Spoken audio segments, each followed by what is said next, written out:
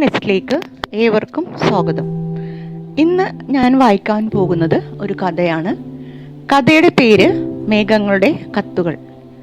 രചനയും അവതരണവും മാഗ്ലിൻ ജാക്സൺ. ഫെബ്രുവരി 14 രാത്രിയിലെ മങ്ങിയ ദീപ്തിയിൽ മായ റെയിൽവേ സ്റ്റേഷനിലെ ബെഞ്ചിൽ ഇരിക്കുകയായിരുന്നു.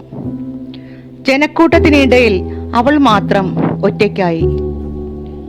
അവളുടെ വിരലുകൾ കയ്യിലെ ചെറുകത്തിന്റെ ഒരു വശത്ത് തളർന്നിരിക്കുമ്പോൾ അവളുടെ മനസ്സ് അവൻ എഴുതിയ ഒടുവിലത്തെ വരികളെ സ്നേഹത്തോടെ തലോടുകയായിരുന്നു. മേഘങ്ങളിലൂടെ യാത്ര ചെയ്യുന്ന നിനക്ക് ഒരു കാറ്റ് വന്ന് തൊടുന്നുണ്ടെങ്കിൽ അത് ഞാനാണെന്ന് കരുതിക്കോളൂ, ഹരി. അവളുടെ ഹൃദയം പെട്ടെന്ന് കുളിർകൊണ്ടു.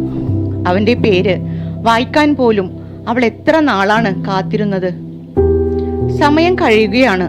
മായ അവളെ ചുറ്റിയിരുന്ന നിശബ്ദത ഓർമ്മിപ്പിച്ചുകൊണ്ടിരുന്നു. മുൻപ് ഫെബ്രുവരി 14 ഇതേ സമയം ഹരി അവളുടെ മുന്നിലിരുന്നു. കാത്തിരിപ്പ് എന്നും ഒരു പരീക്ഷണമാണ്.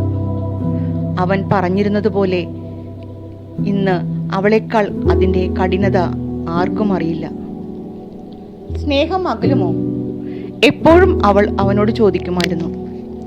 അവൻ ചിരിച്ചു മറുപടി പറയും. ഇതുപോലെ ഈ മേഘങ്ങൾ മഴയായ താഴെ എത്തുമെന്നുറപ്പുള്ളപ്പോൾ അതിനെ അകന്നു എന്ന് പറയാൻ പറ്റുമോ? ആ രാത്രി അവൾ അവനെ കണ്ടത് അവസാനമായിരുന്നു. അവൻ മേഘങ്ങളെ പിന്തുടർന്നു പോയി. അവന്റെ വരവിനായി അവൾ ഓരോ ദിവസവും കാത്തിരുന്നു.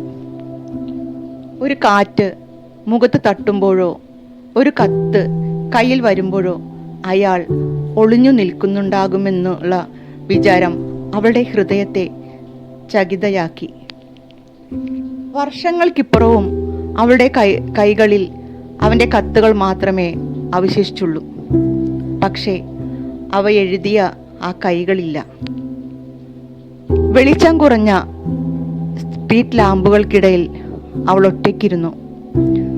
തണുത്ത കാറ്റ് അവളുടെ കണ്ണുകളിൽ തട്ടിയപ്പോൾ അവൾ കണ്ണുകൾ അടച്ചു. മേഘങ്ങൾ ആകാശത്തേക്ക് ചേക്കേറിയിരുന്നു.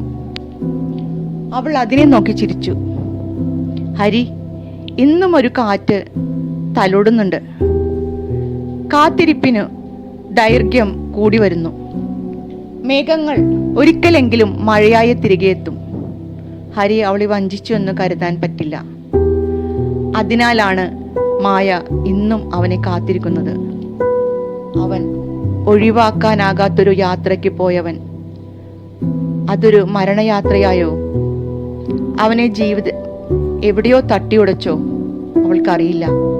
മരിച്ചു എന്ന് കരുതുവാൻ അവന്റെ കത്തുകൾ ജീവിച്ചിരിക്കുന്നു. വഞ്ചിച്ചു എന്ന് കരുതാൻ അവന്റെ വാക്കുകൾ ശുദ്ധമാണ്. മേഘങ്ങൾ മഴയായി തിരികെ എത്തുമോ എന്നറിയില്ല. അവളുടെ കാത്തിരിപ്പിൽ അതൊരു സത്യമാണ്. ഇന്നും ഒരു കാറ്റ് തലോടിയിരുന്നു. അവളുടെ ചുണ്ടുകളിൽ ഈ വാക്കുകൾ മൃദുവായ നിസ്സഹായായി വീണു. നിങ്ങളാവുമോ ഹരി? ഇന്നും ഒരു കുളിർക്കാറ്റ് തലോടി കടന്നുപോയി, നിന്റെ സ്പർശം പോലെ. നിമിഷത്തിനാ ഹൃദയത്തെ തണുപ്പിക്കാൻ കഴിഞ്ഞു. കടന്നുപോയ ആ കാറ്റിന് അതോ വെറും ഒരു തെറ്റിദ്ധാരണയോ? വീണ്ടും മന്ദമാരുതൻ വീശി അവൾ കണ്ണുകൾ അടച്ചു. അവന്റെ ശബ്ദം കാറ്റിൽ കലർന്നതായി തോന്നി. അവൻ എവിടെയായിരിക്കും?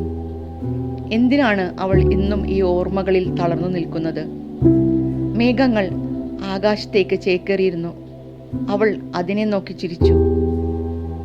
ഒരു മഴവില്ലായി തിരികെ എത്തണേ, മാഞ്ഞു പോകാതെ. ഈ കഥ കേട്ടിട്ട് എല്ലാവരും അഭിപ്രായം പറയണം. ഇഷ്ടമായെങ്കിൽ ലൈക്കും കമൻറ്റും കൊടുക്കണം. അപ്പോൾ thank you so much. By.